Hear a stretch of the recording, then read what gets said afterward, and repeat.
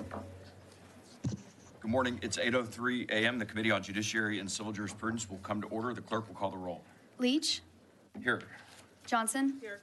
Davis. Here. Moody. Murr. Here. Schofield. Here. Vasut. Here. Slauson. Here. Flores. Here. Quorum is present.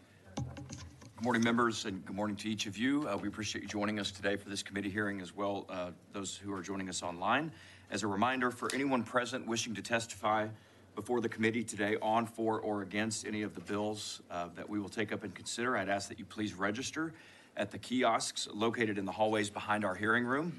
If you require assistance in registering or testifying, please contact our committee staff, Caden up here, Cassidy or Lauren, my chief of staff. Any of them would be happy to serve and assist you.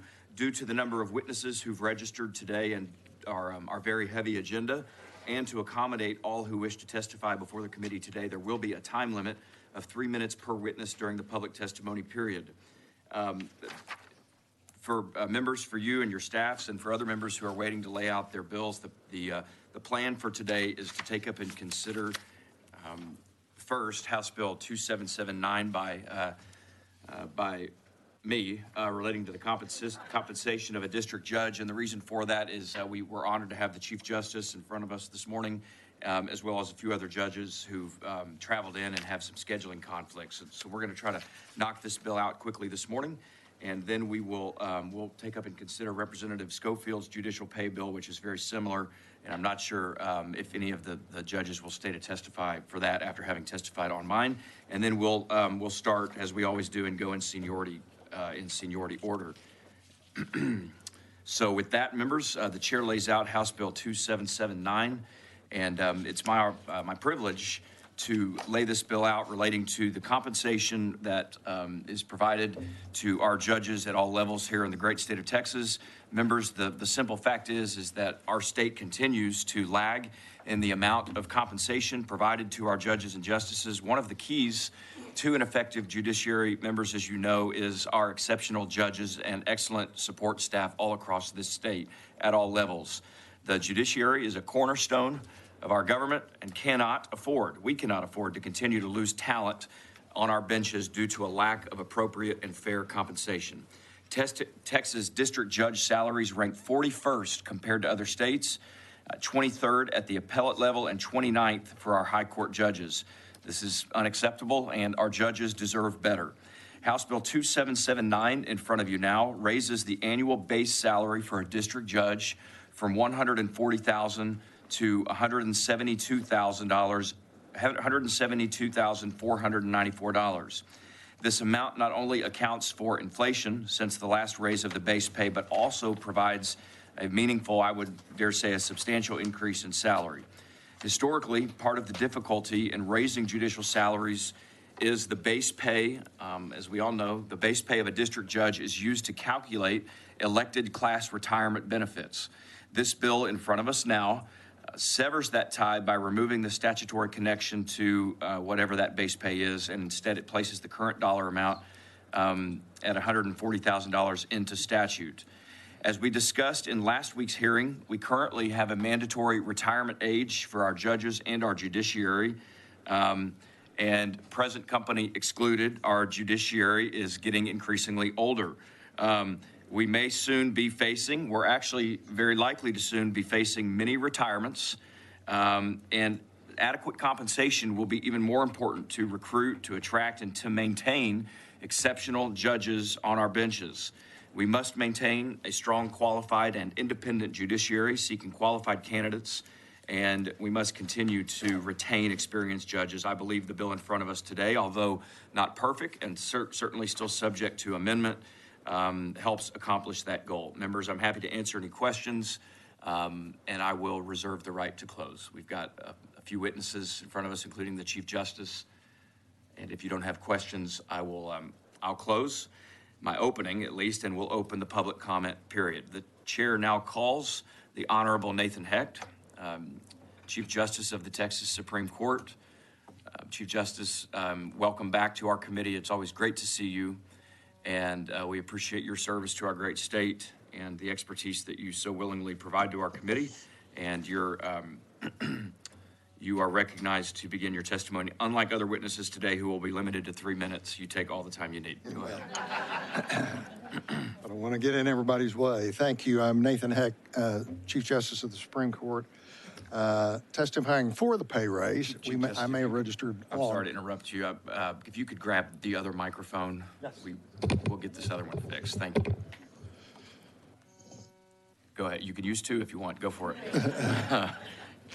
I'm Nathan Heck, Chief Justice of the Supreme Court, testifying for the pay for 2779, House Bill 2779. As the chair has noted, eloquently and powerfully, the judges continue to lag behind in Texas judges in pay. If you factor in inflation levels, we're back below 1991. I'll tell the story that when I started on the district court in Dallas in 1981, I made 5% less than a United States district judge right down the street, $2,500. In the next 20 years that I was on the bench, Texas judges got regular raises, and so did generally the federal courts. There were some fits and starts, but in the last 20 years, we've gotten only 3 raises, and now federal district judge makes $232,600, which is 2/3 more than the Texas judge base salary. So it's really out of kilter. As the chair noted, it's out of kilter with other state systems. I think we're just ahead of West Virginia. Embarrassingly, we're behind Guam in the pay of judges, and it does not recognize the wonderful work that the judges have done, particularly through the pandemic, in trying to adjust to conditions to keep courts open and to keep things moving. The chair mentioned the need to recruit. The judiciary is aging. I'm told that in the 2021 biennium, we lost 90 judges out of 579 district and appellate judges, which is a 16% turnover. And that's certainly not going to go away. And more and more, we need to recruit stronger, better, more candidates for the judiciary. It doesn't help. We've always lagged behind starting salaries. A new lawyer starting salary in Austin's $215,000. And when the district judge is making $140,000 base pay, that's quite a difference. So the Compensation Commission has reviewed all of this, and it's really about the numbers. We can make a very strong argument for why the judiciary deserves an increase in compensation, but the numbers do as well, and you've had those before you, and we continue to press for the increase. House Bill 2779 is a marked improvement, and I'm pleased to support it. I'd be happy to take questions. Thank you, Mr. Chief Justice. Members, any questions? And Chief Justice, if I could just clarify the record, I have you testifying on House Bill 2779. Is that correct? Please change it to 4. Okay. So we show you, Mr. Chief Justice, testifying for House Bill 2779 on behalf of the Texas Supreme Court. Yep. And if the only thing I'll mention, and then Representative Vasut, I'll recognize you for your question, is I hope that you'll deliver the message you just delivered to us to our Senate counterparts. Thank you. They could hear what you just said. Representative Vasut. Chief Justice, I just want to make sure I understood. When you started, you said you were 5% below a federal judge salary? Yes. Okay. And so I think a federal judge salary you mentioned was about 230,000 now? 232,600. Okay. I went to A&M, so my Aggie math is maybe not that great, but it seems to me that if you were to be at parity, then the salary would be about 209, 210? Well, if it was the same as when I started, it'd be about 220. About 220, okay. So we got a little bit of a ways to go here. Yes, sir, you do. Okay, thank you. Thank you. Members, other questions? The chair will show Chairman Moody is present as well. Mr. Chief Justice, thank you. Thanks for being here today, and we appreciate you. Thanks to all of you. Once again. I'm gonna call a panel of witnesses here. The chair calls Emily Miskell. The Honorable Emily Miskell. Jennifer Rimel. Judge Rimel. Judge Antonio Arteaga.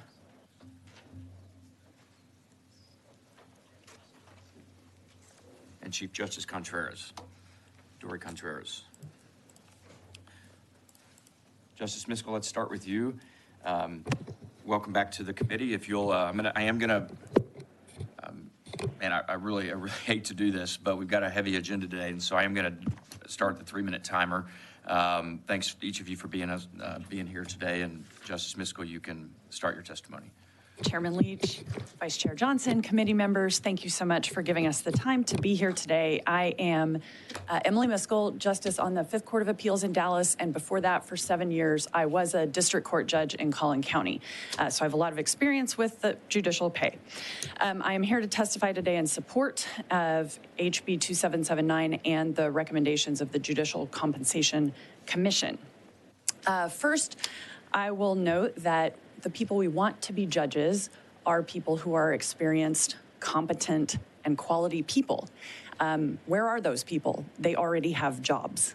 So when we want them to leave their job and choose to become a judge, we need to make it adequate for them to be able to do that. So for example, when we're asking someone to leave a firm and become a judge, of course we know it's public service. Of course we know judges are not going to earn a market salary. But those judges have to look at their spouse and look at their children and say, I'm going to take a lot of money out of your pockets because I believe in public service. And do our judges do that? Absolutely. But what we've observed locally as we try to recruit candidates to run and to apply for appointments is the people that we would most want to be judges are not interested in the job, and we have trouble recruiting. And so I think this bill would go a long way to helping us have those experienced, competent, quality folks that we want to become judges. I will also note we heard about what federal judges make. I never did this before, but I broke it down on a per case basis, which was pretty interesting to me. So a federal judge earns $232,600, as we heard, and they get about 530 new cases each year, each judge. So on a per case basis, they earn over $400 a case. Now, your brave Texas judges, we get over 2,000 new cases each year. And when you work out those numbers, that means Texans are getting a heck of a deal. Their judges resolve cases for $68 a case. So we are proud to report that efficiency to our legislature. But I think also, for example, the Compensation Commission mentioned that if you look at like a sister state of Florida, they have 22 million people to our 30 million, but their judges earn $182,000. So I think the bill that you're considering is very consistent with the direction that we need to go, and I'll even give some time back. Thank you so much. Thank you, Justice. Members, questions? All right, thank you for your testimony. And Justice, just to confirm, you're testifying for House Bill 2779, correct? Yes, correct. Okay, great. Thank you.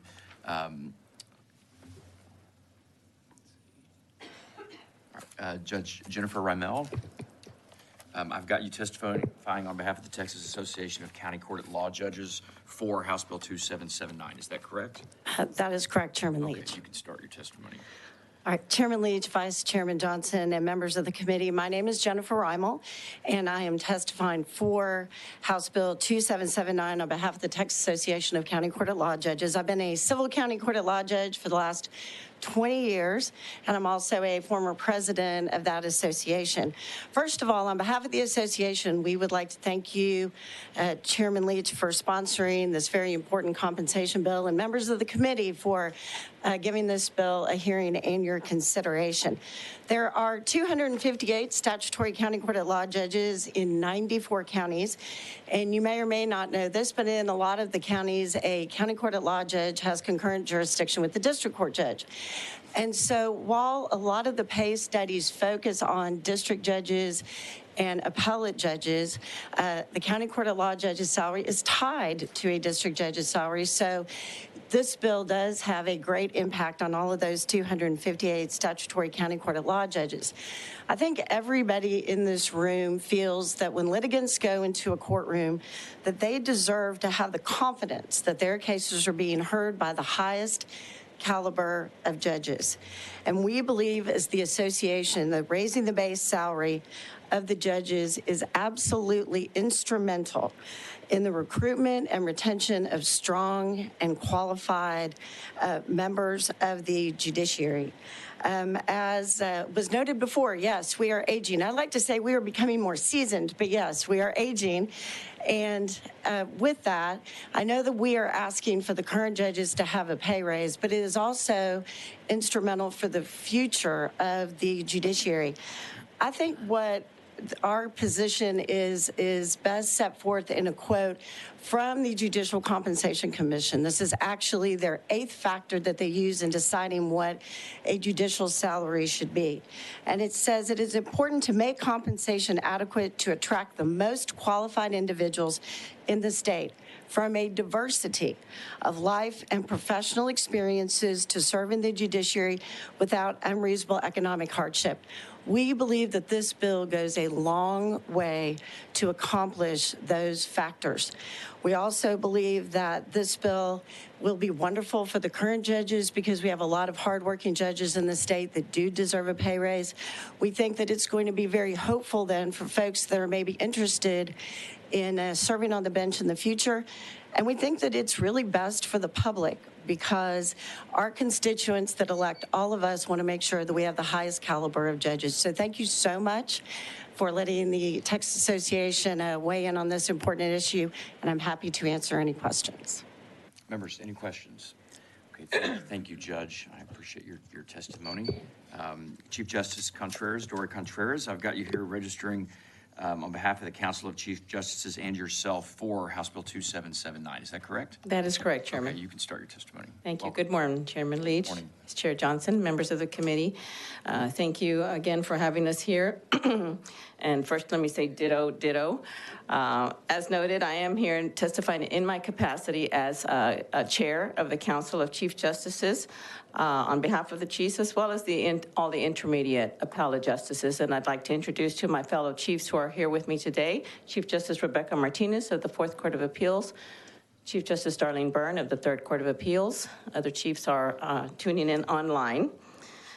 First, I want to take note of the 5% per fiscal year increase that is included in HB1. We do appreciate that increase, but with all due respect, we feel that it's insufficient for several reasons. First, as has been noted, the base salary for judges has not increased since 2013.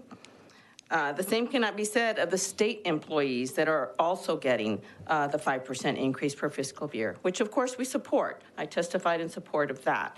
However, the judges were already behind and will remain further behind where we feel we should be, even after the proposed increase. Second, as has been noted and pointed out by the Judicial Compensation Commission, state judicial pay has fallen well behind the national trend, even with the substantial raises that have been recommended by the commission. We remain behind. And third, on the Court of Appeals specifically, as you've heard me say before, and as the data supports, filings are increasing in number and case complexity. We're all working very hard to dispose of these cases in a timely and efficient manner and to adhere to the legislatively mandated performance measures. In order to retain the current hardworking justices and to attract the best and most qualified candidates, salaries need to be increased to a level that is fair and competitive. Unfortunately, qualified attorneys are discouraged from running for judge because of the low salary, especially considering inflation and other factors. This bill takes us in the right direction, so the Council of Chiefs and Appellate Judiciary, all 80 of us, stand 100% in favor of HB 2779. Thank you. Thank you, Chief Justice. Appreciate your testimony. Members, any questions? Okay, thank you. All right, the chair now recognizes Judge Antonio Arteaga. I have you testifying on behalf of the Texas Association of District Court Judges and yourself for House Bill 2779. Is that correct? That is correct, and it's Okay. Judge Antonia Arteaga, or my friends call me Tony, but it's with an I. Although I'm the youngest of 8 girls, it didn't quite work out for my father, so it's Antonia with an A.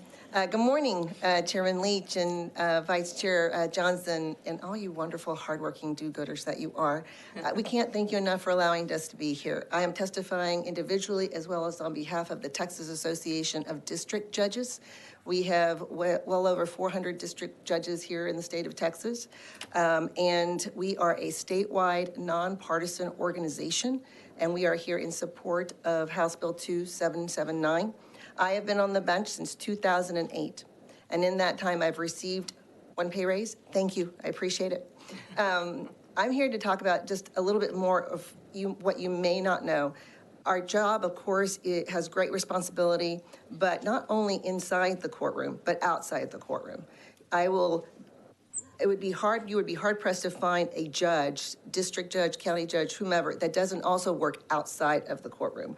Whether it is meeting and helping review search warrants, arrest warrants through law enforcement, whether it is addressing a crisis for a child that's in our district or under our supervision, or whether it is organizing active shooter training like we had in Bexar County and working with commissioners' courts to be sure that we organize that for the entirety of the Bexar County courthouse community. We work 24/7. I love the work we do. When I began, I had a 1-year-old and a 3-year-old. She's a graduating senior. I was going to mention Representative Asut that she's going to the best university in Texas come fall, and it doesn't come cheap.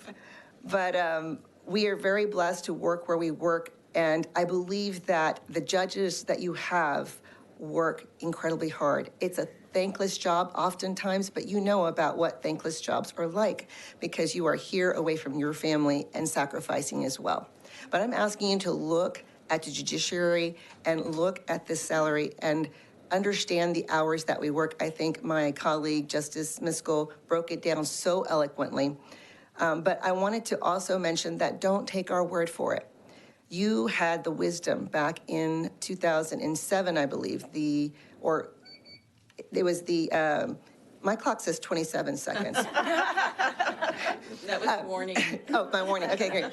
But in the 80th legislature, you formed the Judicial Compensation Commission, and you trusted those 9 members appointed by the governor to give you advice on these things. And they have said, I respectfully ask you to listen to those folks that you put in place to review all the details necessary. And there is my time. Thank you very much and have a beautiful day. Thank you. Thank you so much. Members, any questions? Thank you. Yes, Representative Schofield. Actually, I have more of a comment. I feel your pain on your father and going for. He is blessed amongst women. I should clarify that. My mother desperately wanted to have a baby girl, and I didn't work out, and neither did my 5 little brothers. So, but in the end, she had 8 granddaughters. So she also forgets who I am now because I didn't do that. It all works out. It did all work out in the end. It wasn't a sad story if it came out that way. Members, any other questions? Thanks to each of you for. Thank you. Thank you. And to those of you in the back of the room, we do have an overflow room secured right across the hall in E2026. Again, that's E2026 if you're interested in heading over there. We have one other panel of 3 witnesses on this bill. The chair calls Jack Walker, Scott Salmons, and Thomas Baker. And if anyone else would like to testify on, for, or against House Bill 2779, please make your way to the kiosks. Jack, let's start with you. I've got you registering on behalf of the Texas Trial Lawyers Association for House Bill 2779. Is that correct? That's correct, Chairman. Okay, you can start your testimony. Thank you. Mr. Chairman, Madam Vice Chair, members of the committee, my name is Jack Walker. I am the Vice President of Legislative Affairs for the Texas Trial Lawyers Association, and I'm here to testify in favor of House Bill 2779. And I won't repeat anything that's said, or I will, but I'm going to present it from a different standpoint, and that's from the other side of the bench. As a trial lawyer, I've been practicing 30 years, and I'm getting to the point where my contemporaries are and should be moving into bench positions and being jurists. In fact, one of my former partners just recently took the bench in January, and anecdotally, I was asked to do his introduction as it is his investiture. And as I was walking over to the courthouse from my office, I ran into his wife, and her eyes were kind of like platters, and she looked at me and she said, "I don't know how we're going to do this," because he was taking such a pay cut. They will do it, and they are doing it, but pay is very important to get qualified and competent judges, and we need those. And as our judiciary ages, I'm glad to see us looking to raise the retirement age, but also compensating fair judges. We need to maintain a qualified judiciary. We need to pay them to be able to recruit them, keep them, and retain them. I thank you for bringing this bill forward, Chairman Leach, and we are definitely in favor of it. Thank you. Thank you, Jack. Members, any questions? Okay, appreciate your testimony. Chair recognizes Scott Salmons. I've got you registered here on behalf of the Judicial Compensation Commission and yourself in favor of House Bill 2779. Is that correct? That's correct. Thank you. Go ahead. Thank you, Chairman Leach. Committee members, my name is Scott Salmons, and that was great how you pronounced it first time. I serve as chairman of the Judicial Compensation Commission of the JCC, and I am here to testify, as he said, in favor of 2779. Our work is basically in this bill, and it's gratifying to see our work, all the hearings we had, and the work we did to do the research and bring data to you to be submitted to the bill. I'd like to provide you a quick background on the JCC and how we develop our recommendations, which have been incorporated here. In 2007, the legislature created the JCC to take a data-based, fact-driven approach to settling on judicial salaries to come up with the right number. The commission is made up of a businessman, me, a retired justice of the Supreme Court, CFOs, and other attorneys, all appointed by the governor. None of the members of the commission receive benefit from judicial compensation, but we are charged by the legislature to recommend proper judicial compensation. The commission looks at 8 different statutory factors to recommend compensation levels because we want judges to serve in the judiciary without unreasonable economic hardship and to have judicial independence impervious to financial concerns. We look at their skill and experience, the salaries of judges in other states and the federal level. We look at salaries of attorneys in the private sector, cost of living, and most importantly, whether the level of overall compensation is adequate to attract the most highly qualified individuals to this profession.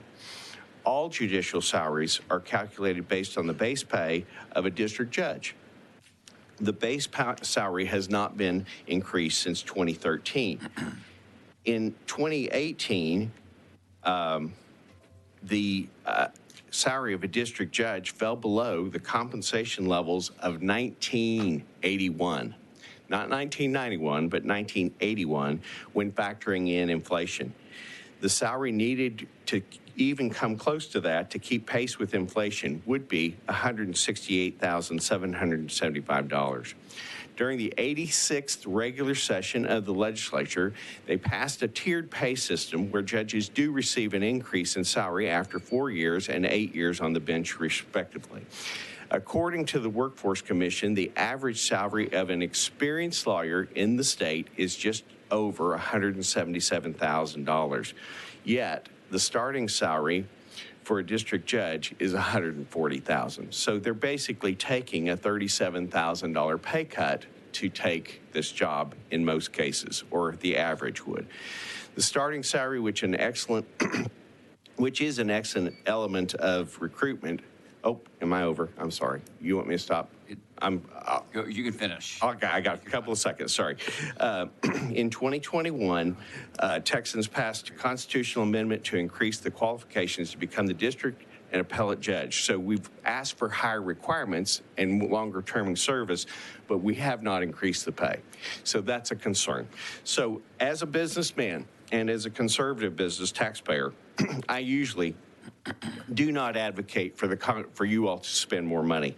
However, we need a stable business environment, and that requires a judiciary of good judges to fill those roles. And so I heartily ask you to take our recommendations and adopt them. And we have Chairman Leach testified before the Senate as well, as you asked, and sic 'em bears. Thank you, Scott. Thank you for your testimony, and please extend our gratitude to all those who serve on the Judicial Compensation Commission. Representative Vice Chair Johnson. Thank you for being here, and I just want to thank all the judges for being here. We always appreciate it when you come to our committee.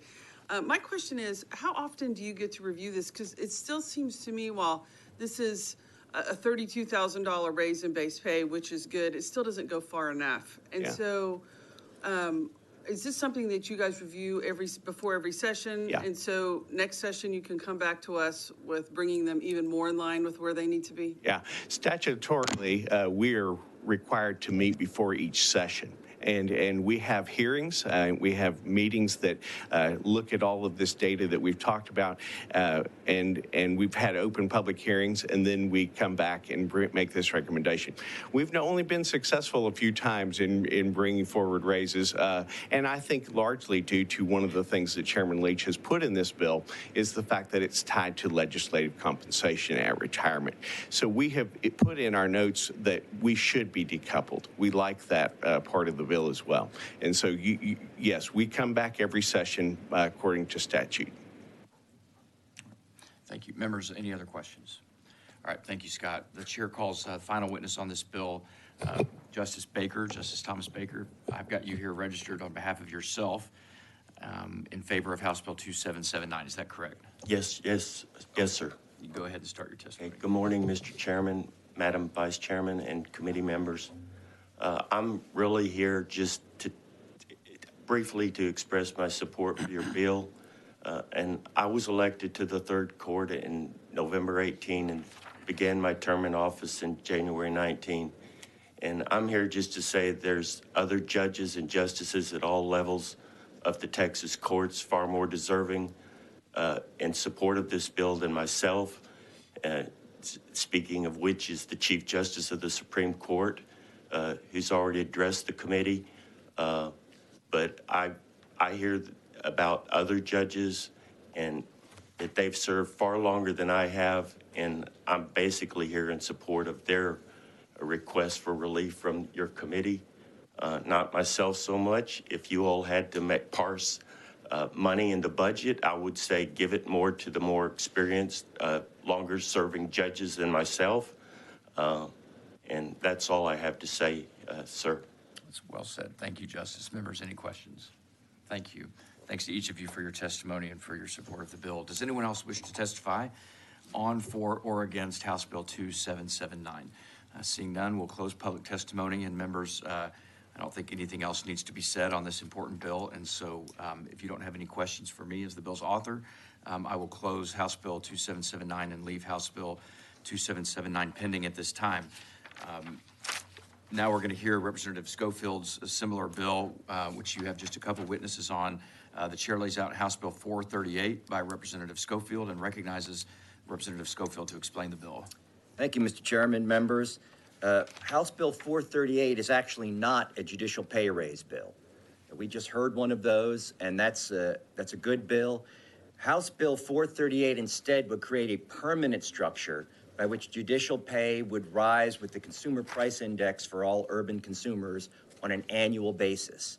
thereby keeping judges level over time. So it's not designed to so much raise their pay as to hold it steady so that the purchasing power of a judicial salary stays the same year over year. And I am not at all unsympathetic with the need to immediately raise judges' pay.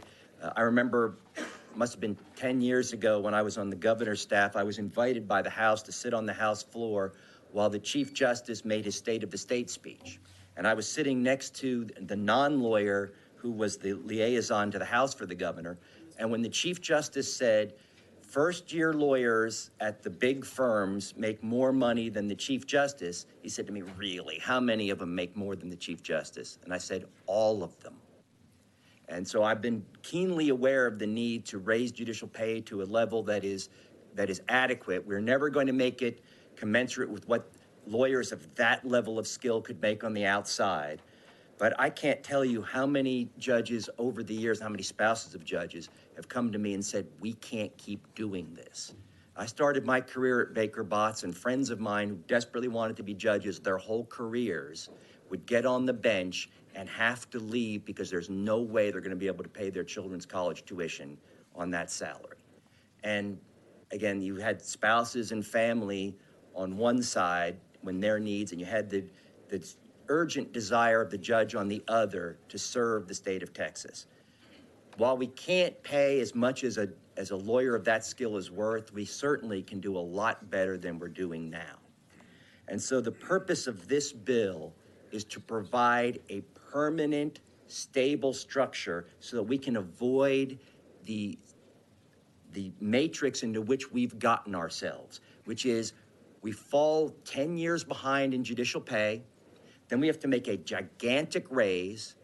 Then we all get yelled at from our constituents who aren't lawyers going, why did you make this gigantic raise? Then there's no appetite for a judicial raise for session after session after session until inflation has eroded it again and we're back in the same position. The purpose of this bill, again, is to create the structure. To the extent over the years that the legislature wants to raise the real dollar value of a judicial pay so that it purchases more, the legislature would always be able to do that. This just holds this current structure stable where it is so that inflation doesn't start eating away at the salary that we've just given the judges. One point about that is, for those of you who follow my legislative career, which is only my mom, most of my bills, or many of my big bills, are structural in nature. They deal with the constitutional prerogatives, largely of the legislature, but of other branches as well. To me, this bill is about judicial prerogative. You saw today the spectacle of judges having to come before the legislature to beg for a pay raise. That is not commensurate with the judicial branch of government being a co-equal branch of government. Now, the purse is clearly within the purview of the legislative branch. Nothing about this bill takes that away. The legislature could change this law any session it chose to. But in between now and then, and hopefully that would never happen, we would have a judiciary that knows that their pay is stable and that will continue to buy what it bought last year. And so with that, Mr. Chairman, I'm sure we have a couple of witnesses, and I would love to hear from them. Okay, great. Thank you, Representative Schofield. Members, any questions for the bill's author? All right. Yes, Representative Flores.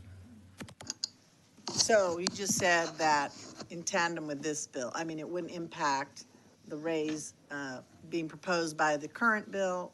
However, it would then, after that goes into effect, this would continuously then keep a pace with the consumer price index. Correct. This bill is not in competition with the chairman, because even I'm not that stupid.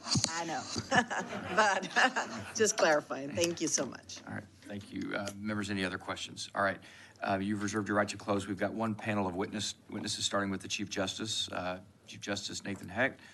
Let's see. Judge Charles, Judge Alfonso Charles, Jack Walker, and Judge Melody Wilkinson. I'm just going to call all of you at once. Chief Justice, we'll of course start with you. I've got you here, Mr. Chief Justice, registered on House Bill 438 on behalf of the Texas Supreme Court. Is that correct? Please change it to 4. To 4. Okay, we'll do so. Thanks. You can start your testimony. Yes, I'm Nathan Heck, Chief Justice of the Supreme Court. For House Bill 438, I support Representative Schofield's presentation of the problem and the proposed solution. I would only say a couple of things in response to the Vice Chair's question a little while ago of one of my colleagues. The Compensation Commission does report back before each session, but the report is generally the same these days. It's we've fallen behind, we need to catch up, here's why, here's an analysis of the numbers, and the numbers change a little bit year after year, but that's the report. And this is a way of superseding that, of taking that issue away.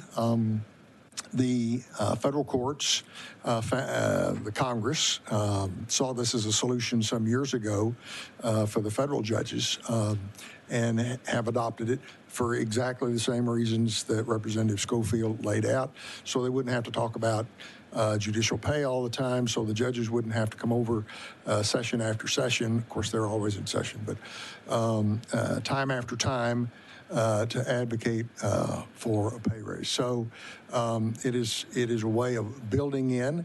And then the only other point I would make is I mentioned that when I first started as a district judge, raises were fairly regular in the legislature, and so there weren't these long periods of fits and starts and languishes and then trying to catch up. And it only goes back to kind of what was the culture and the process before we have gotten into the situation that we're in now. So I'm supportive of the COLA approach. Happy to take questions. Okay, members, any questions for the Chief Justice? Yes, Representative Schofield. Mr. Chief Justice, first of all, thank you for coming. And my mom will be thrilled that the Chief Justice has testified in favor of my bill. So if I never get a ruling out of the Supreme Court, I'll be happy. But one of the things that you've mentioned to me, and I think you've mentioned before this committee before, and I want to sort of emphasize, is that every session we are having to talk about this. And I think you mentioned one time it'd be nice to just come before the legislature and talk about judicial issues without having to ask for a pay raise. Absolutely. And again, as my colleague from Bexar County said a little while ago, we do a lot of administration of the judiciary, and there is a lot we could talk about. Access to justice for the poor, we could talk about improvements in the efficiencies of our court system. There are lots of issues we could talk about besides pay, and it would be good to do that. Thank you, Mr. Chief Justice. Members, any other questions for the Chief Justice? All right, thank you again. The chair now recognizes Judge Melody Wilkinson. Judge, thank you for joining us today. I've got you here registered on House Bill 438 on behalf of the Judicial Section of the State Bar of Texas and yourself. Is that correct? Yes, that is correct. Okay, thank you. Go ahead. Good morning, Chairman Leach and members of this committee and Representative Schofield. Thank you very much for filing this bill and attempting to address the judicial compensation issue that plagues the judiciary every session. My name is Melody Wilkinson. I'm very proud to be the judge of the 17th District Court. It is located in Fort Worth, Tarrant County, Texas. I also serve as the local administrative judge for the 28 District Court judges in Tarrant County. And as you heard, I'm also chair of the judicial section for the State Bar of Texas, but I'm testifying only in my capacity as judge of the 17th District Court. I very much support the needs to address judicial compensation. And I commend this legislature and this committee for filing the bills necessary to address the compensation issue.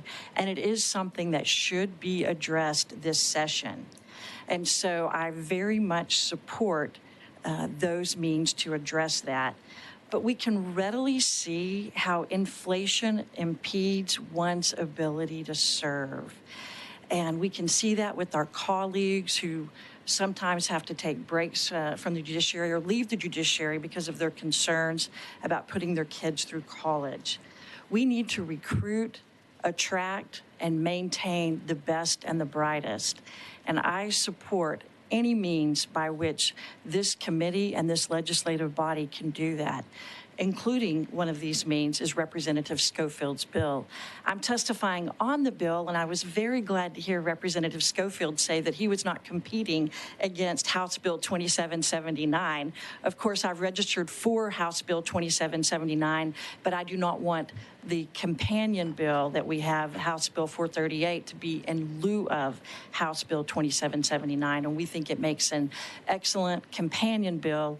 And again, it's the will of this body and this committee to determine the best means to attract those who wish to serve in the legislatures or in the judiciary so we get the best and the brightest. And I'll be happy to take any questions. Thank you, Judge. Members, any questions? All right, thank you for your testimony. Chair calls Judge Alfonso Charles. Judge, good to see you. I've got you here registered for House Bill 438 on behalf of yourself. Is that correct? Yes. All right, go ahead. All right. Thank you, Chairman Leach, Vice Chairman Johnson, or Vice Chair Johnson, and also Representative Schofield. My name is Alfonso Charles. I'm the judge of the 124th District Court in Gregg County, Texas, and I'm also the presiding judge of the 10th Administrative Judicial Region, and I am very much in favor of House Bill 438. Just as all the people who have testified already on Representative Leach's House Bill 2779, very much in favor of that also. We need to raise the base salary of the district, of all the judges in the state. This bill, House Bill 438, anticipates that you have basically a appropriate salary for the judges for this bill to really take effect. So this is a perfect companion to House Bill 2779, because then once we get judicial salaries up closer to where they need to be, then we know that we're not going to be falling behind every biennium. And just as has been testified to, I know a lot of you have seen me here almost every session, representing the judiciary saying we need a pay raise. And that gets tiresome. I know you all would much rather have us up here talking about other bills and if they're good for the judiciary or good for the state of Texas, instead of saying, please raise our salaries. This bill would take care of that for the most part. It would make sure that judicial compensation is addressed every year and that we at the very least keep pace with inflation. And the simple formula that Representative Schofield's come up with makes it real easy. It's just you take the salary and you add basically the consumer price index increase, and it's a very simple formula. And so it would go such a long way to making sure that judicial salaries stay at least level with inflation and not remain stagnant for 6-10 years. We've talked about salaries of lawyers in private firms. In the last couple of years, we've even lost judges to go back to work for government jobs. So when we're starting to lose now to government jobs, it tells us that we need something to raise judicial compensation, but also keep us level with inflation. And I'm open to any questions. Thank you all very much. All right, thank you, Judge. Members, any questions? Mr. Chairman. Yeah, Representative Schofield. Judge Charles, thank you for your work on this, not just this session, but in prior sessions. We've worked together on this, and I appreciate it. One of the things that you mentioned is that the formula is simple. Past versions of this bill got complicated because I let some of the numbers wonks get involved. And this is just a very simple formula.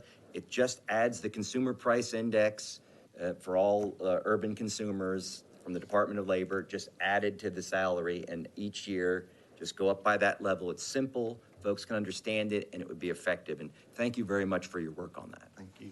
Thank you. Thank you, Judge. Members, any questions? All right, Jack Walker. Jack, I've got you here registering for House Bill 438 on behalf of the Texas Trial Lawyers Association. Is that correct? That's correct, All right, Mr. Chairman.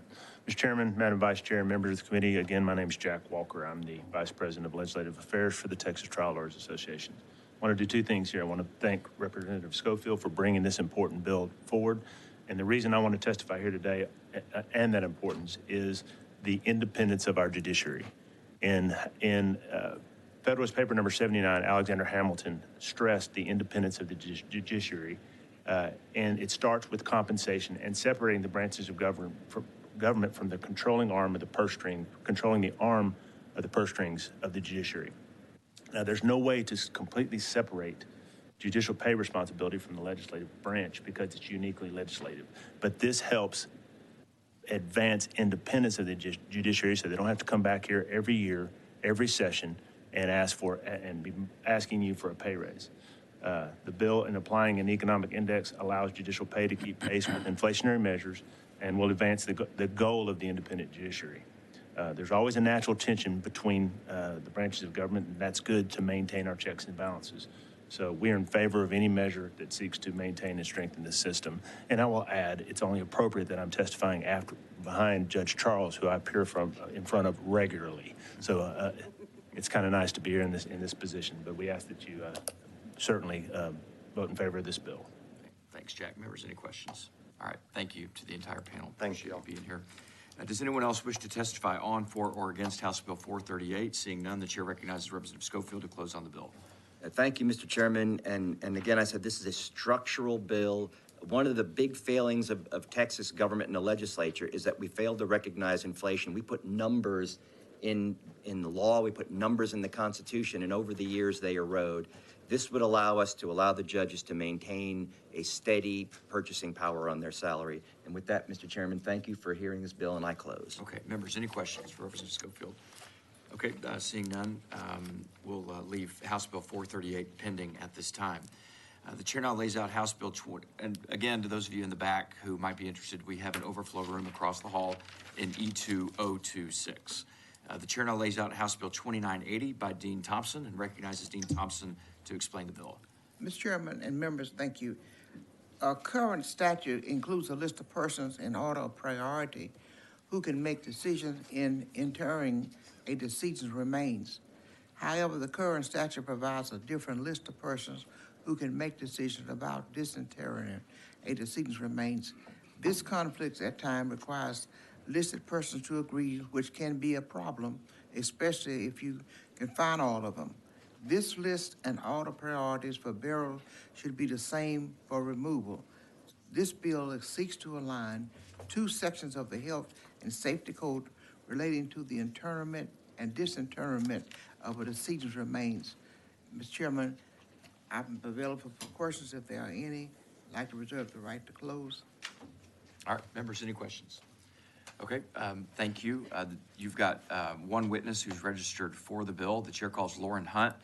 Lauren, I've got you here registered for House Bill 2980 on behalf of yourself and on behalf of the Texas Real Estate and Probate Institute. Is that correct? Yes. Okay, you can begin your testimony. Good morning, Chairman Leach and members of the committee. My name is Lauren Hunt, and I'm a trust and estate litigation attorney. I'm here on behalf of the Texas Real Estate and Probate Institute, known as TREP, which took over the legislative efforts that the Real Estate, Probate, and Trust Law section of the State Bar once carried. I'm speaking in favor of the bill. TREP thanks Representative Thompson for bringing this bill. This is a very simple bill that relates to disposition of decedent's remains. There's a section in the Health and Safety Code that lists the order and identity of persons who get to decide the issue of disposition of a decedent's remains. And the order starts with the person who's designated by a written document by the decedent. Then it goes to one of decedent's children, then one of their parents, then one of their adult siblings, and then the executor of the estate. But the statute that provides the order and identity of people who can decide to disinter a decedent's remains should be the same order, but it's not. In fact, the statute on disinterring neglects to include in the list the person who the decedent has designated in writing to make that decision, as well as the executor of the estate. So this bill is very simple. The purpose is to coordinate the two sections on burying someone and then disinterring them. And I thank you for your time, and I'm open for any questions. Okay, members, any questions for the witness? Okay, thank you. Does anyone else wish to, and Lauren, just sit tight because you're on the next bill. Does anyone else wish to testify on, for, or against House Bill 2980? Seeing none, chair recognizes Dean Thompson to close on the bill. Mr. Chairman, members, I close. Okay, members, any questions for Dean Thompson? Seeing none, the chair will leave House Bill 2980 pending at this time. The chair now lays out House Bill 3184 and recognizes Representative Thompson to explain the bill. Mr. Chairman, members, this bill proposes several changes to the estate code in Texas to provide greater flexibility and clarity in proceedings governing guardianships in Texas.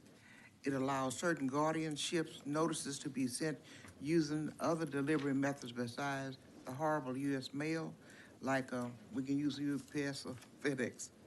It allows an attorney ad litem to accept services on behalf of a proposed ward.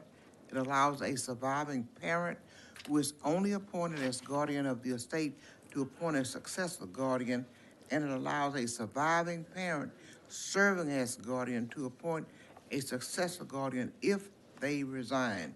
And it allows a guardian to spend up to $20,000 of the ward's money on the ward's expenses without having to file an expensive guardianship of the estate. And it allows the guardian to receive, and it allows finally, raises the amount of the value of the property from $100,000 to $250,000 in several sections of the code, so that a parent of a minor who is not a ward can sell real property on the minor's behalf without having to open a costly guardianship estate. Mr. Chairman and members, I'm working on a committee substitute that makes other clarification in the bill, incorporates suggestions, and also to incorporate suggestions made by the famous probate judge, Guy Herman. I'd like to reserve the right to close, and I'm available for questions if there are any, Mr. Chairman. Members, any questions for Dean Thompson? Okay, seeing none, the chair calls Lauren Hunt. Lauren, I've got you here registering for House Bill 3184 on behalf of TREP and yourself. Is that correct? That's correct. All right, go ahead. Okay. Thank you, Chairman Leach, members of the committee. Again, I'm Lauren Hunt. I'm here on behalf of TREP, and I'm speaking for the bill. And once again, I thank you, Representative Thompson, for sponsoring this bill. The first provision in the bill relates to how notice is given in guardianship proceedings. So currently, many of the notices have to be given by certified mail, return receipt requested. Practitioners aren't getting the green card back. And so we want alternatives. So we are incorporating a definition from the Internal Revenue Code that would essentially open up to being able to use FedEx, DHL, other providers. Section 5 of the bill provides that an attorney ad litem representing a proposed ward in a guardianship proceeding can accept service on behalf of the proposed ward after the initial service on the proposed ward. Section 10 allows a surviving parent who is the guardian of the estate of their child to designate a successor guardian for the child in the event the parent dies, becomes incapacitated, or resigns. Currently, only the guardian of the person can do that. And in both situations, it's only if they die or become incapacitated, not in the event they resign. Section 14 of the bill is a new provision allowing a guardian of the person upon a motion and order from the court to access and expend funds of the ward up to $20,000. Right now, they would need to open up a whole guardianship of the estate to do that. This provision would allow, if someone has minimal amount of funds for the guardian of the person to do it, they would have a bond, and they would be monitored by the court.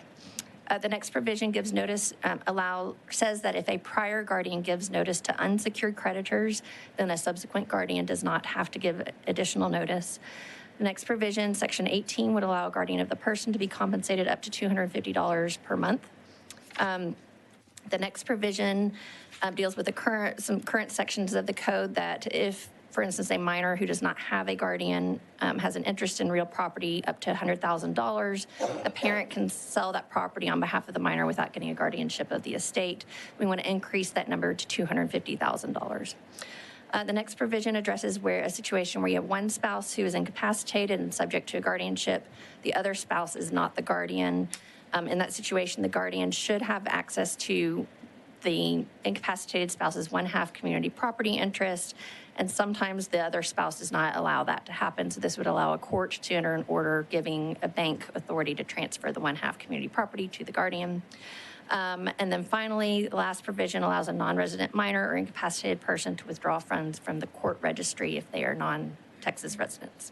I thank you for your time, and I'm here for any questions. Okay, Lauren, thank you. Members, any questions?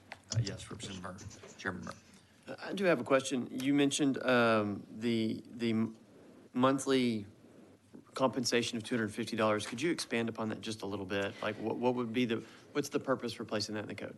So it's my understanding that there is another provision in the code that allows a person who's a recipient of medical, funds to be compensated. And so this would just be bringing this in line for the guardian of the person to be able to receive up to $250 a month in compensation. And what would that compensation be used for? So that's an automatic thing? Is that I think it would allow it. I don't think it's an automatic thing. And so I think that they could apply and ask for that compensation. And it's my understanding that it's just, it brings it in line with the people who are allowed to go get be recipients of medical funds for another person. But this wouldn't be for medical purposes, this is just for any purpose, and is it, let me clarify. Sure. Is the compensation intended to compensate the guardian for the work that the guardian is doing, or is it intended to compensate or reimburse the guardian for expenses the guardian's incurring? I believe it's to compensate them for the work that they are doing. Okay. Thank you. Sure. Members, any other questions? All right, thank you for your testimony. Does anyone else wish to testify on, for, or against House Bill 3184? Seeing none, the chair recognizes Dean Thompson to close. Okay, thank you, Dean Thompson. We'll leave House Bill 3184 pending at this time. The chair now lays out House Bill 2196 by Representative Smithy. And Representative, I think you've got a committee substitute. Is that correct? Yes, Mr. Chairman. Okay, Chairman Murr lays out the committee substitute to House Bill 2196, and the chair recognizes Representative Smithy to explain the bill. Thank you, Mr. Chairman and committee. House Bill 2196 is making some basically cleanup provisions to the property code, specifically the trust code portion of the property code. It does several things. First of all, the substitute updates the property code to conform to the some changes we made to the tax code, which provides for a revocable trust to qualify for a homestead exemption.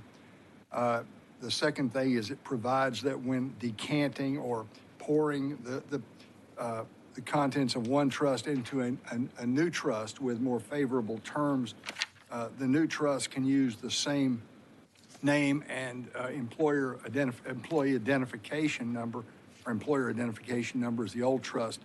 The third thing it does, it clarifies some provisions related to the rule against perpetuities. You'll recall last session, we basically increased the time period of the rule of perpetuities to a 300-year period. This doesn't substantively change that.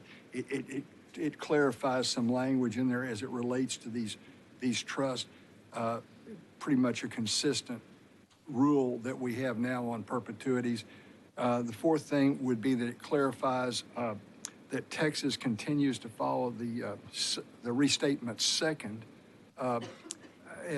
approach on creditor exposure for assets subject to testamentary general power of appointment instead of restatement third, which I think is where our courts have gone. And the fifth thing would be that changes the finding required to appoint an attorney ad litem in a case involving trust to the same finding appointing a guardian ad litem. And so with that, Mr. Chairman, if there's no witnesses, if there's no questions, I think there is a witness. Yeah, you've got one witness. Members, any questions for Representative Smithy? Representative, you can just sit tight right there. The chair calls Lauren Hunt. Lauren, I've got you here registering for House Bill 2196 on behalf of T-Rep and yourself. Is that correct? That is correct. All right, go ahead.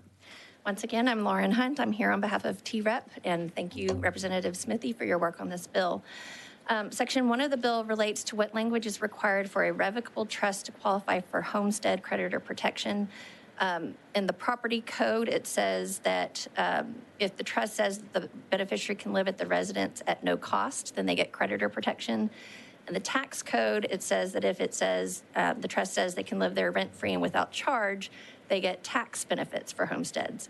There was a case a few years ago where they said that the tax code provisions and the property code provisions were different, and so the bankruptcy court didn't recognize the creditor protection. That got overturned, but we want to make sure nobody else has to go through that again. So we are adding the tax code provision of rent-free and without charge, that language, to the property code so that people are covered either way.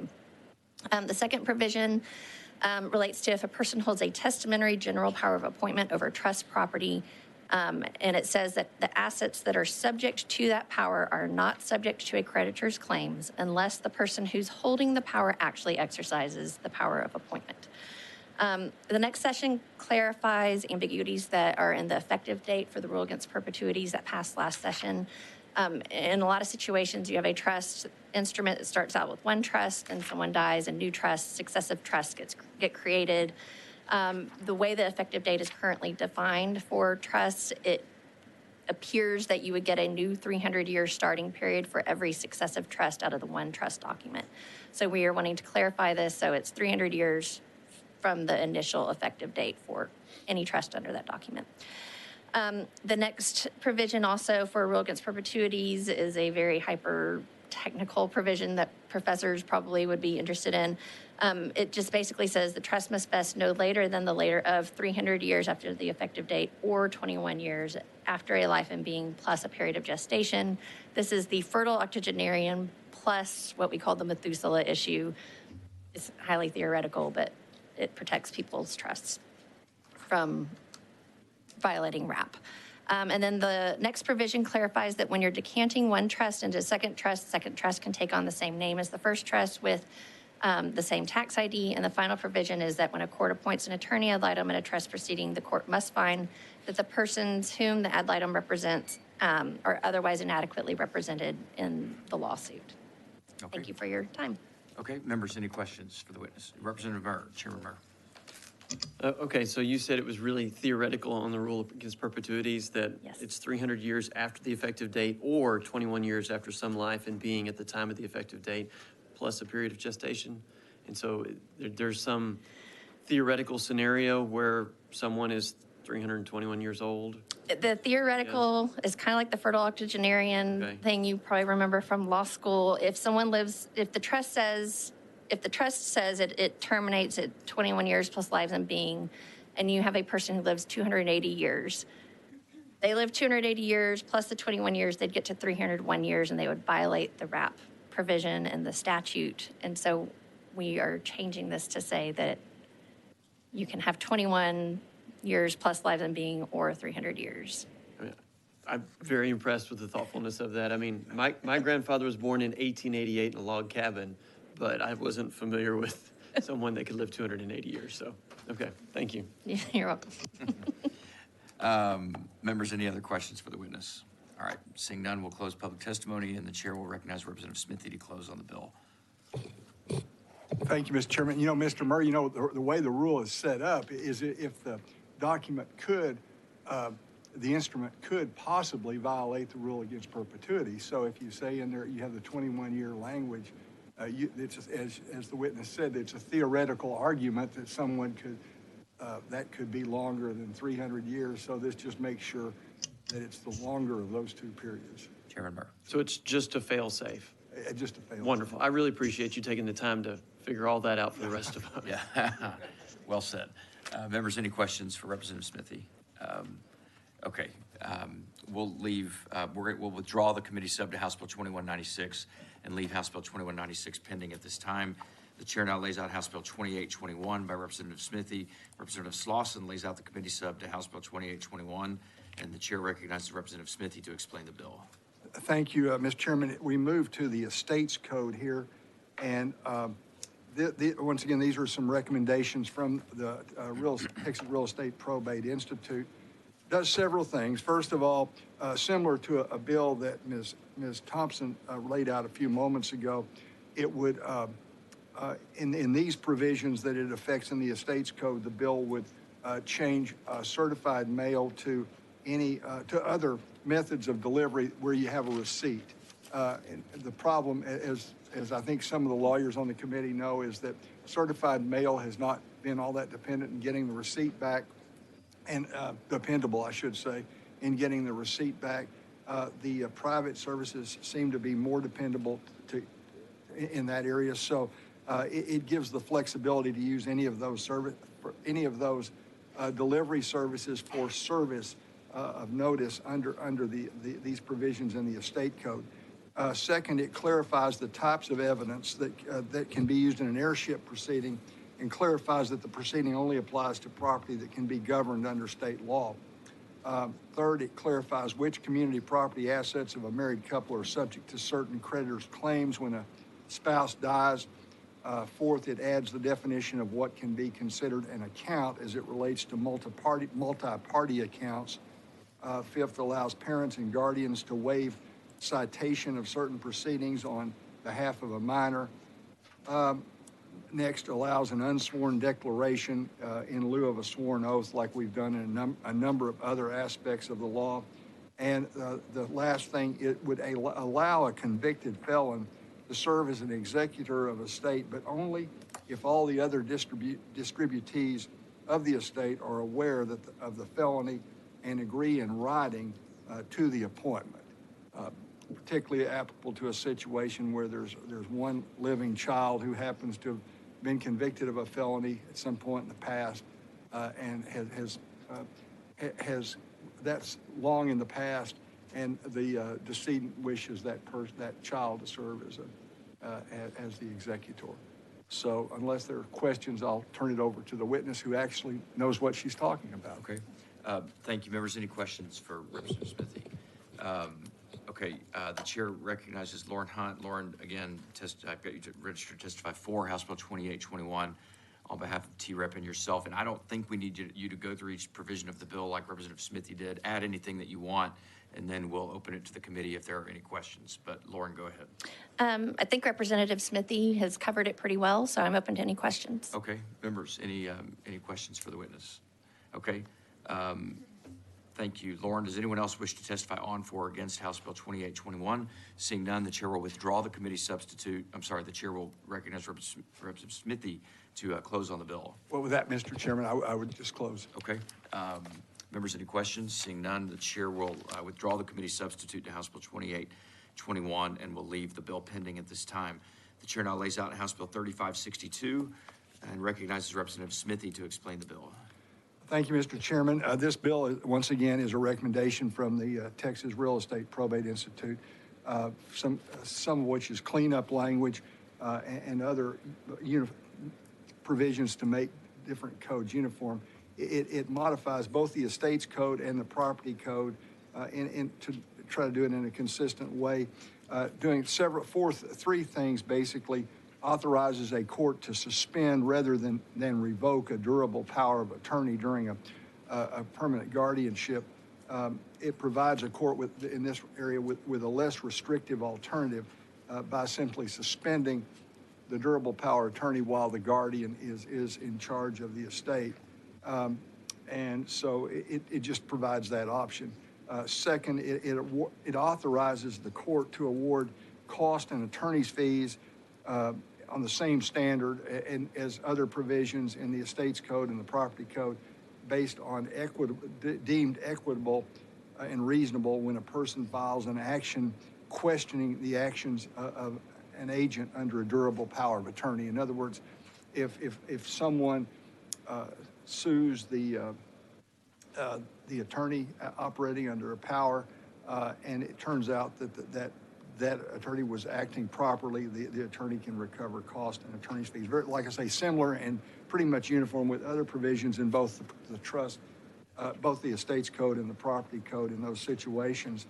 And the last thing it does is expands the definition of the grant of authority to include transactions related to a limited liability company instead of just a partnership on the transactional part of it.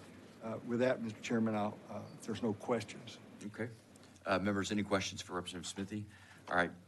Seeing none, the chair recognizes Lauren Hunt. Lauren, again, I think for the last time today, I'm not quite positive, but I've got you testifying for House Bill 3562 on behalf of T-Rep and yourself. Is that correct? That is correct. All right, go ahead. And I appreciate the committee getting all of these bills in at one time. The only other provision that Representative Smithy did not cover was in that provision allowing somebody to question the authority of the agent to act. In the current statute, it was intended that the Department of Family and Protective Services or Adult Protective Services be able to bring one of those actions. The way it's currently written, they were excluded, and so we are modifying the language to allow them to be able to bring an action to question the actions of the agent. Otherwise, I appreciate Representative Smithy's layout, and I'm here for any questions. All right, thank you. Members, any questions? All right, well done, Lauren. Thank you. Does anyone else wish to testify on, for, or against House Bill 3562? Seeing none, the chair recognizes Representative Smithy to close. And with that, Mr. Chairman, unless there are any questions, I'll close. Okay, members, any questions? All right, thank you. Thank you, Representative. The chair will leave House Bill 3562 pending at this time. The chair now lays out House Bill 2251 and recognizes Representative Raymond to explain the bill.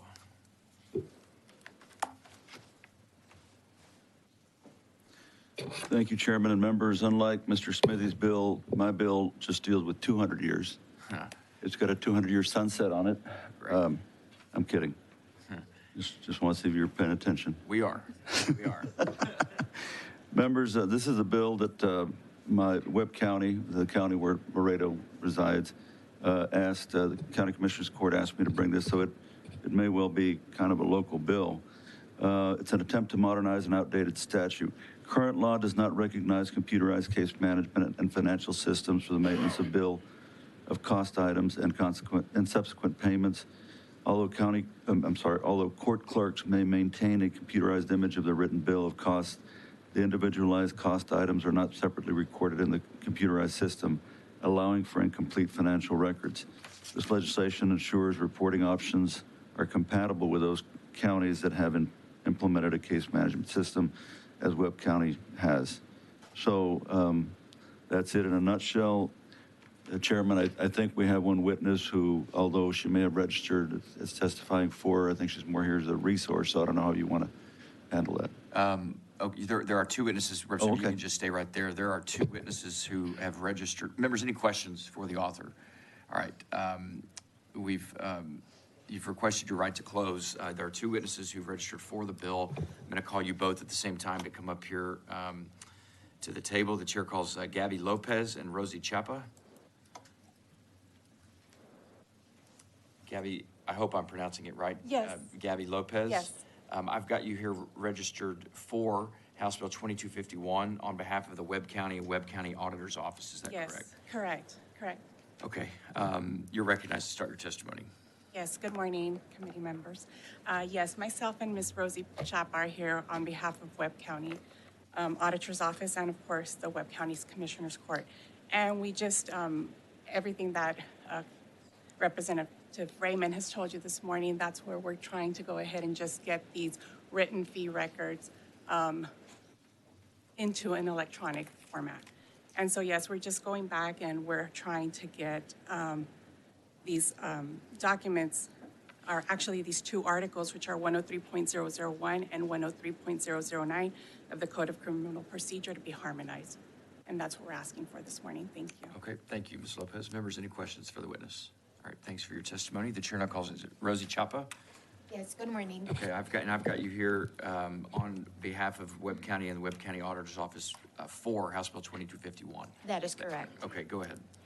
Basically, again, like Gabby Lopez went ahead and mentioned, all we're trying to do is include, update the outdated statutes, or not outdated statutes, but to include the word computerized within this article of 103.001 and 009.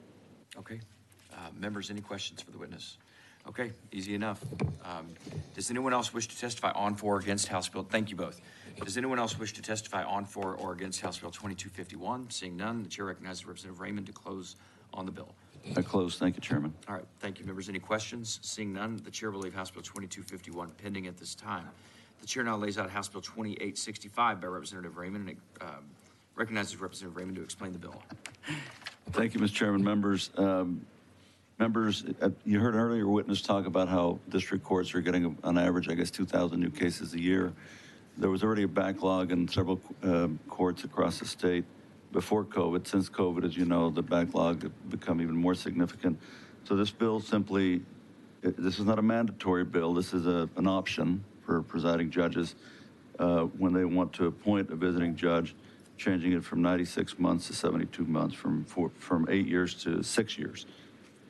With that, if you have any questions, I'm glad to answer them. Okay.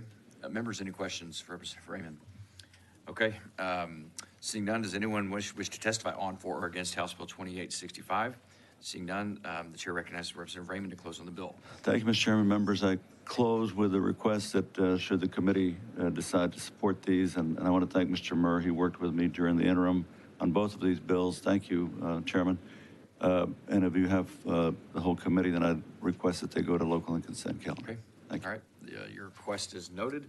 Members, any questions? Seeing none, the chair will leave House Bill 2865 pending at this time.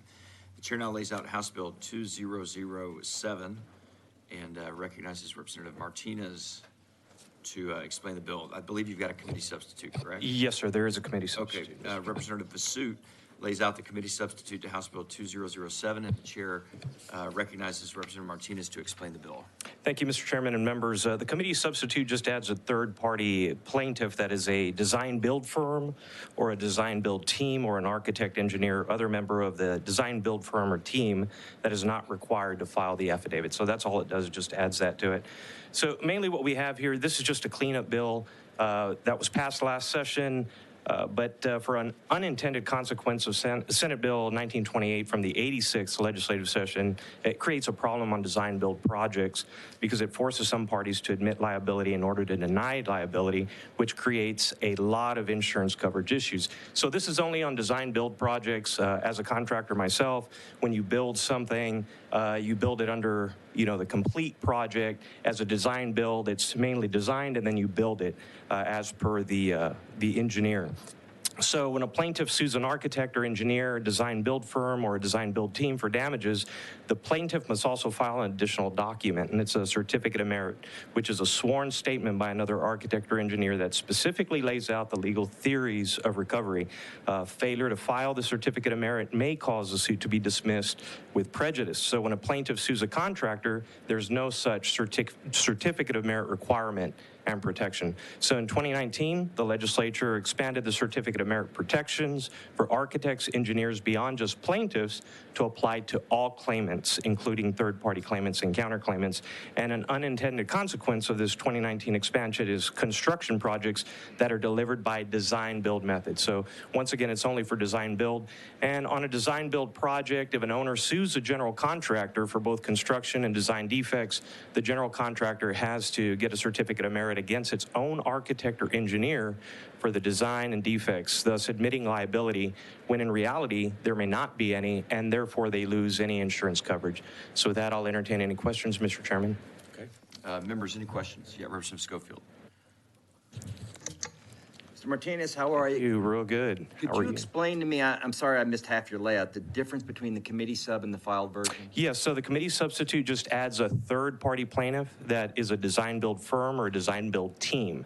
So it just adds them to, or an architect or engineer or any other member of a design-build team, firm, or design-build team that is not required to file that affidavit. So if they're part of the team, they're not required to file that certificate of merit or affidavit. Define the design-build team, or is that a common term in the business? Yes, sir. So it's a common term. So usually you'll have maybe an architect, the engineer, and the contractor all part of that design-build team.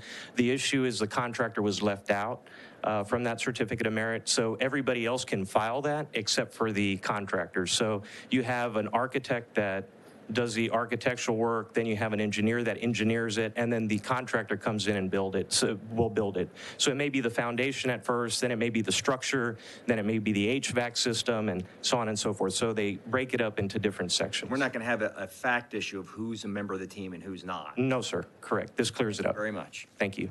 Members, any other questions? Okay, you can just sit tight. You've got Thank you. 2 witnesses who've registered for the bill and want to testify. The chair calls Corbin Van Arsdale and Stephanie Cook. Stephanie will, actually, Corbin, let's start with you. I've got you here registered. Corbin, on behalf of AGC Texas Building Branch 4, House Bill 2007, is that correct? Yes, sir. All right. Thank you. Corbin, President, General Counsel of AGC. We're here again. This bill, last session, the language that was filed in the original filed bill this session passed out of this committee and off the House floor last session, 143 to 1. Passed out of the Senate State Affairs 9-0 on May the 21st and got caught up in all the end of the session stuff. So to answer your question about the committee sub, we worked with the engineers and the architects on the sub language, and we're very appreciative to the architects and engineers for working with us. But what they wanted to add into the sub was that when they have to sue or claim against each other, they wanted to make sure that certificate of merit was still in place. And that's the difference between the sub and the original. Okay. Members, any questions for Corbin? All right. Chair calls Stephanie Cook. Stephanie, I've got you here registered on behalf of yourself for House Bill 2007. Is that correct? That is correct, Chairman Leach. Go ahead. Good morning. Thank you, committee and Chairman Leach. I am, as Corbin said, I work within the industry, or maybe he's going to tell you I work within the industry. I represent general contractors. I'm here as a principal of the law firm of Kokonos Young, and I'm also here to testify in support of House Bill 2007 that Representative Martinez has put up before you. I think, Representative Schofield, you asked a fair question. Do we know and will we know who the members of the design team are? And yes, we will. Traditionally, we see a general contractor who's not the licensed architect or engineer who would be performing work, just doing the construction work. When we have the design team, we do incorporate those licensed professionals. But the way that we're going to change this bill is we're going to make sure that the contractor, when he teams up or she teams up with the architect or engineer, they're not going to have to point fingers at their own team members. Therefore, they don't have to sue their own architect or their own engineer that they probably had a really good relationship with, which is why they wanted to partner up in the first place.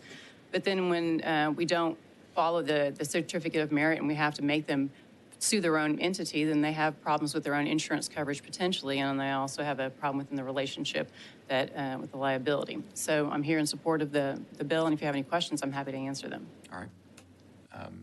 Members, any questions for the witness? Okay, thank you both. Does anyone else wish to testify on, for, or against House Bill 2007? Seeing none, the chair recognizes Representative Martinez to close on the bill. Thank you, Mr. Chairman. Members, request for favorable consideration, and I close. Okay, members, any questions? All right, seeing none, we'll withdraw the committee sub to House Bill 2007 and leave House Bill 2007 pending at this time. The chair now lays out HJR 107 and recognizes Representative Price to explain the joint resolution. Morning. Good morning. Thank you, Chairman Leach. Thank you for fitting the bill in. Thank you for hearing it, committee members. HJR 107 is very similar to an HJR you heard from Representative Vasut not long ago. It changes the mandatory retirement age. The difference is HJR 107 changes it from 75 to 79. I think Representative Vasut's HJR eliminated the retirement age altogether. This proposed amendment, as I mentioned, just changes that retirement age, extends it by 4 years. The constitutional amendment proposed by this resolution would be submitted to the voters at an election to be held in November of 2023. It is that simple. Appreciate joint authors, Chairman Murr and Chairman Thompson. Be happy to answer any questions and would love the ability to close on the bill. All right, thank you, members. Any questions? All right, we'll recognize your right to close and just sit tight. You've got one witness who's registered for the bill. Chair calls Jack Walker.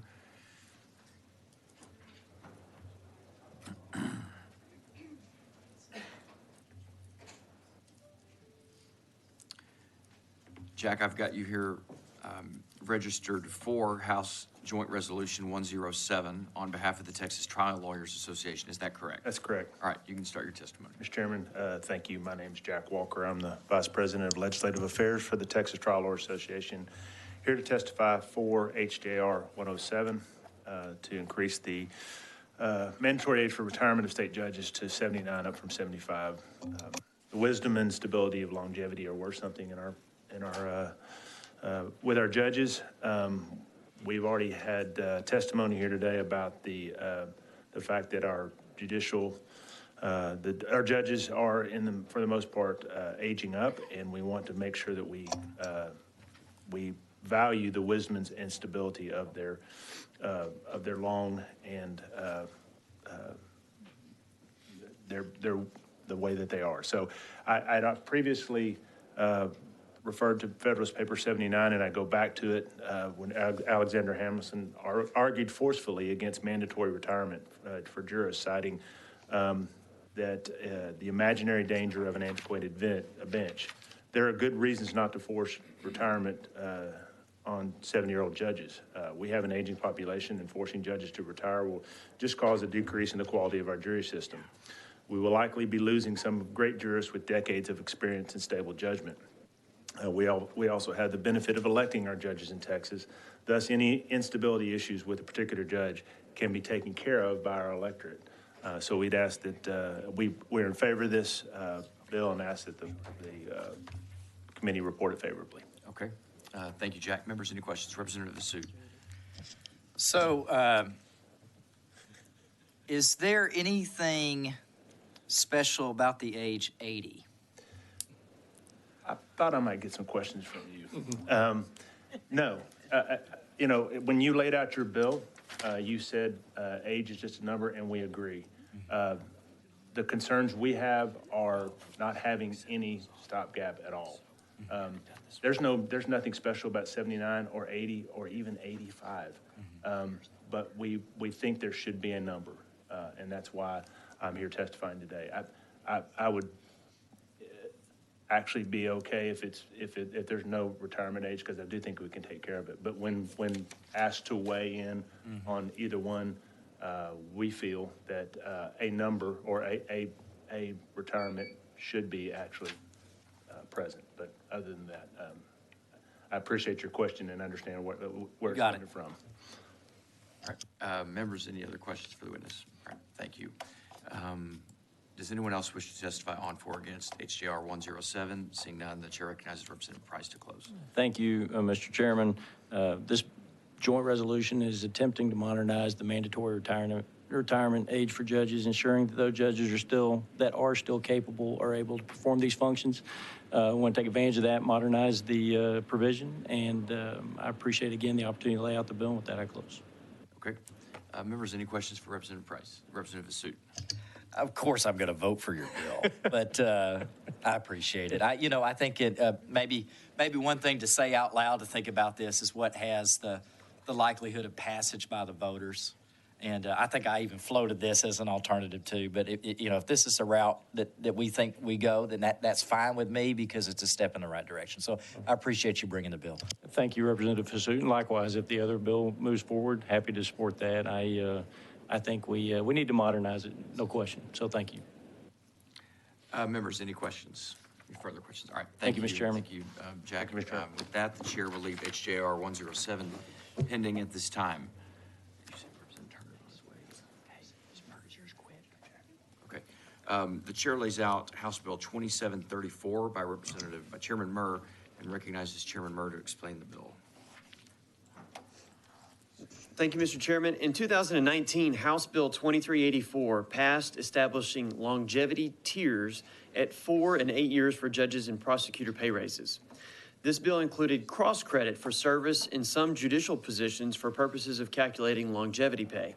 However, county and district attorneys were not included in these provisions at the time that bill passed in 2019. So the legislation we have before us today seeks to establish the same cross-credit recognition for county attorneys and district attorneys between prosecutors and judges. This credit is especially important in smaller jurisdictions with fewer lawyers who are capable or willing to serve as a judge or a prosecutor. As an example, an experienced felony prosecutor who wishes to seek a seat on the bench could see a salary reduction of $28,000 if this bill doesn't pass. So the goal here is to ensure that we treat everyone fairly across the board. I believe we may have a witness that can provide any additional questions, and reserve my right to close.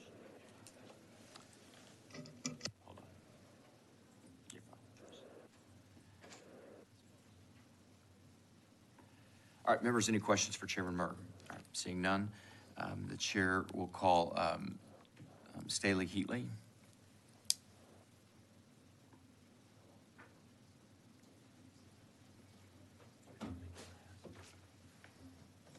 No. Mr. Heatley, how are you? Fine. Thanks for being here. I've got you here registered for House Bill 2734 on behalf of yourself. Is that correct? Yes, sir. All right, go ahead. Thank you, Mr. Chairman, members of the committee, Representative Murr, Chair Murr. My name is Staley Heatley, and I am the co-chair of the Texas District and County Attorneys Association Legislative Committee.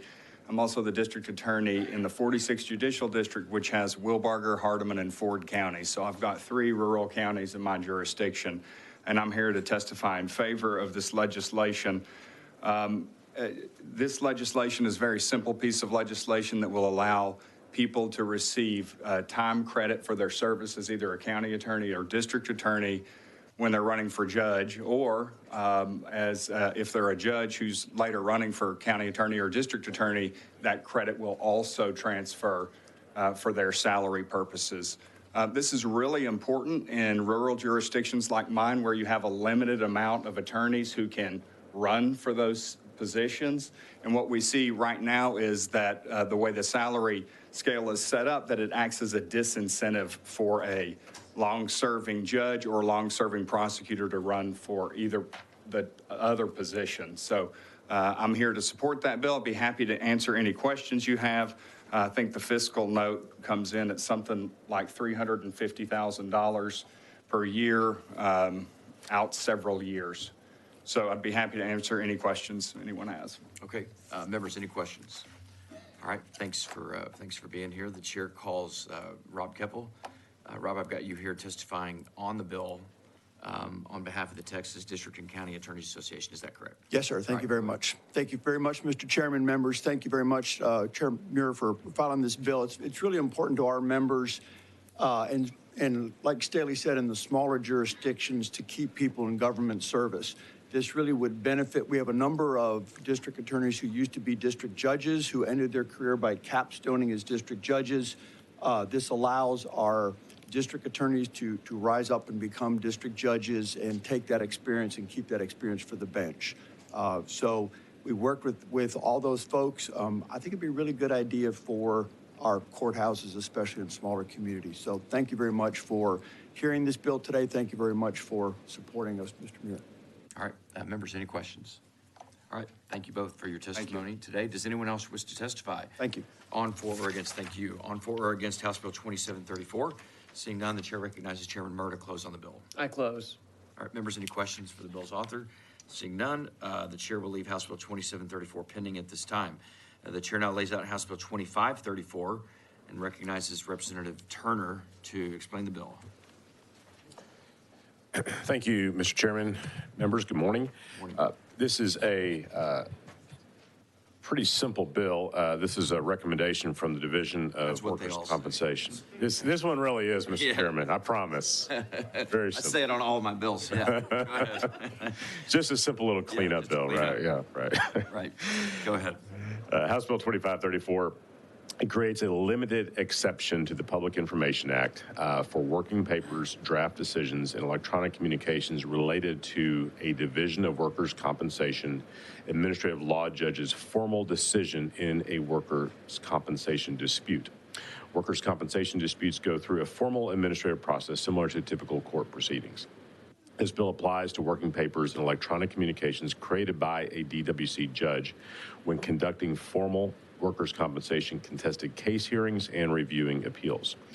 HB 2534 is necessary because DWC has recently received open records requests for these documents from parties involved in ongoing disputes. The ability for a party to a dispute to receive this type of information can hinder a judge's ability to fully consider and analyze a case and can have a chilling effect on their work process. This is a very narrowly tailored exception that mirrors the current exception that SOA judges have for their work products related to formal decisions. Members, Mr. Chairman, there is a resource witness with the Division of Workers' Compensation who's available to answer any questions that you may have. Seems simple enough. Members, are there any questions for the bill's author? Okay. Members, anyone need the resource witness to come up? Okay. Does anyone wish to testify on, for, or against House Bill 2534? Seeing none, the chair recognizes Representative Turner to close on the bill. Thank you, Mr. Chairman. I appreciate the committee's favorable consideration, and I close. Okay. All right. Members, any questions? Okay. Thank you, Representative Turner. Thank you, Chairman. Appreciate you being here this morning. And the chair will leave House Bill 2534 pending at this time. Members, the chair lays out House Bill 3156. And this is my bill, members, and we've got one witness who's on a tight travel schedule, and so I'm gonna lay this out. There is a committee sub. Representative Schofield lays out the committee substitute. Members, the Texas Department of Transportation has historically overseen a general contractor's activities and compliance with design plans and contract provisions on roadway construction projects across the state. This oversight duty is commonly known as Construction, Engineering, and Inspection Services, or CEI. In recent years, TxDOT has begun contracting out CEI services to third-party private firms. These firms have a very limited scope of authority on these projects. They're responsible for observing and reporting to TxDOT on the contractor's compliance or non-compliance with TxDOT requirements. That's it. A growing number of firms performing CEI services for TxDOT have been named as defendants in lawsuits that are not at all related to the CEI services that they performed on these projects. CEI firms are acting on behalf of TxDOT. They're performing functions that have traditionally been performed by TxDOT, and they have a very limited scope of authority to observe and report on compliance with TxDOT requirements. As a result of these lawsuits, many of these firms have been faced with higher insurance premiums, skyrocketing insurance premiums, and with rising overhead costs, which ultimately increase the project costs for TxDOT. This bill will provide a limitation of liability for firms performing CEI services on behalf of TxDOT. The committee substitute in front of you now clarifies that the limitation only applies to professional firms providing CEI services for TxDOT. Further, it states that the limitation does not apply to claims involving gross negligence or willful and wanton misconduct on behalf or on the part of the CEI firms. Members, I'm happy to answer any questions. I do have a witness who can shed more light on this problem for us. I'm happy to answer any questions if you've got them. Otherwise, we'll get to our panel of witnesses. We have two witnesses testifying. The chair calls Ken Norrie and Laura Tamez.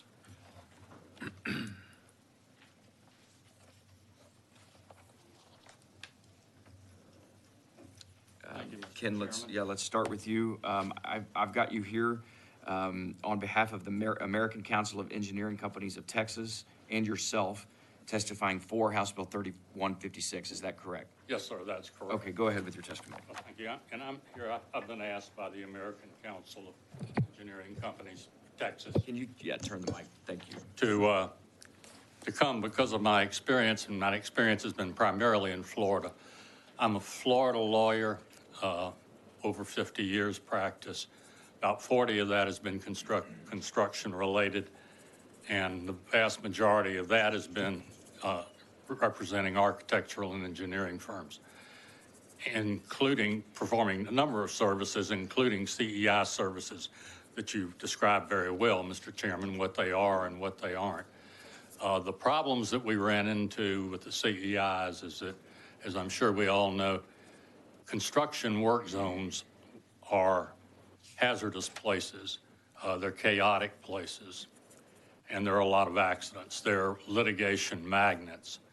When a catastrophic accident occurs, everybody involved tends to wind up as a defendant. The designer, the contractor, subcontractors, the CEIs. The problem with the CEIs is claimants attempt to expand their role. Why didn't you tell the designer he should have done it this way? Why didn't you tell the designer he should have done it that way?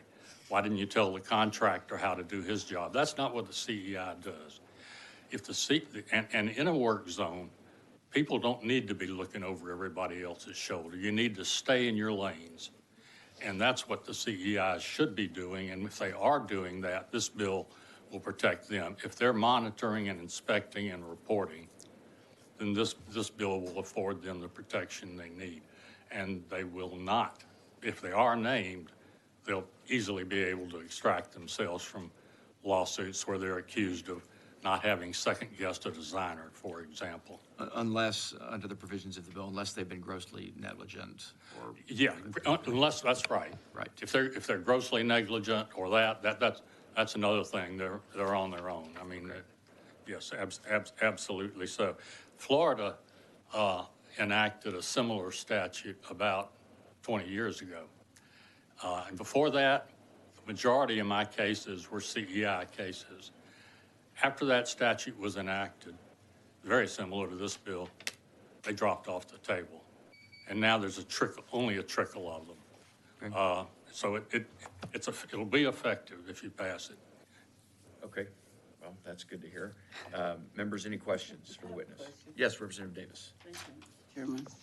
I just have one question, and I understand the separation of responsibilities, but I have a question. How would we find out if they're grossly negligent if they're not part of the lawsuit? How do we determine that? Okay. I'm How would I'm we? hard of hearing. Okay, so I just had just a question. I understand what you're trying to do. It makes sense to me. But then you and the chairman said grossly negligence would be different from this kind of claim, right? Yeah. So how would we determine that if they're not part of the lawsuit? Oh, if you name, well, what's done in Florida in those instances, the claimant comes in and says you were grossly negligent. They put it right in their petition or complaint. And that's what they're going to have to prove.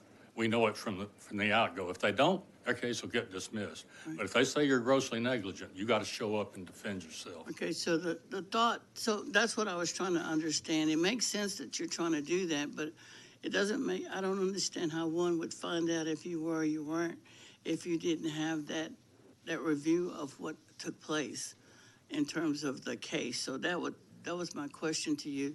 The other question I have as it relates to the reporting mechanism that they are instructed to do because they were hired to look at situations. Do you all do your clients run into situations where they've given direction and said these are some issues and the department doesn't look at it? Sure. That does happen. I mean, it's the department's ultimate decision. They're the decision makers. And they can accept or reject recommendations from the CEI or any of their consultants. And so how do we, in your mind, how would one determine whether or not this was the department or the hiring entity did not respond to what they were being given in terms of the problems? How do we determine if they're at fault? Is there a way that we could determine that they're at fault? Well, I think that would just be a factual determination on each case. If the CEI is not named a defendant, he's still going to be a witness and tell his story during the course of the lawsuit. And that's fine. That's as it should be. And that's what I was wondering. Are they still going to be called to see whether or not they did what they were supposed to do? So that was my question. Thank you very much. All right. Members, other questions? Okay, the chair recognizes Laura Tamez. Laura, I've got you registered against House Bill 3156 on behalf of the Texas Trial Lawyers Association. Is that correct? Yes, Chairman. Okay. Chairman Leach. Go ahead. Good morning, Mr. Chairman, committee members. My name is Laura Tamez, Texas Trial Lawyers Association president here, testifying against the bill. So thank you, Chairman Leach. You're always so good about bringing us together with stakeholders, and we did have a meeting with the stakeholders. At that time, we did not have the language they had been proposing. So we have not had a second meeting with stakeholders. So the original bill as filed, one of our understandings from the outset was that these were CEIs or monitors or inspectors who were going to be basically there after the job without any workers actually working on the project. And once we did meet with the stakeholders, it looks like they are out there monitoring and inspecting. There are still workers on the job. They are not necessarily, at least their position by contract is you're not supposed to insert yourself in the project, right? Assert any control, actually, but if they do view someone engaging in a hazardous condition or engaging in hazardous conduct, then there could be a duty to either stop that or report it at some point. And so it was a full disclosure meeting. It was a great conversation. I am happy to continue visiting on the new language. We do find a distinction between the designers that are granted full immunity under Chapter 97. The contract designers are not out on the job. They get sued once everything is done, or maybe it's the traffic control plan that wasn't correct or wasn't designed correctly, and they have the benefit of saying, we were following the specs of governmental agency who has sovereign immunity. Therefore, we should have sovereign immunity as long as we were in compliance with the contract. This is a little different because there's activity contemporaneous with their actions, and we feel like it would be a fact issue to see if they had asserted actual control out on the job as part of their monitoring or inspecting, or they had actual knowledge of a dangerous condition as contemplated by Chapter 95, for example. So with that, I just want to say I'm happy to continue visiting with the stakeholders. I just saw him here standing behind me. And with that, I welcome any questions. Okay, members, any questions for the witness? Okay, thank you. Thank you. Laura. I encourage y'all to keep communicating with me and with the bill's stakeholders. I'd be happy and eager to do so. Thank you. Does anyone else wish to testify on, for, or against House Bill 3156? Seeing none, members, are there any questions for me as the bill's author? All right, seeing none, the chair will withdraw the committee substitute to House Bill 3156, and we'll leave House Bill 3156 pending at this time. Member, the chair moves that the committee will stand in recess until final adjournment. Well, before I do this, let me just tell you and the folks here the plan. When we come back after session, we're going to take up immediately take up House Bill 4557 by Chairman Darby. That'll be our first item of new business at the time. The chair moves that the committee stand in recess until final adjournment or recess of the House or during bill referral if permission is granted. Is there objection? Hearing none, the motion prevails and the committee stands in recess.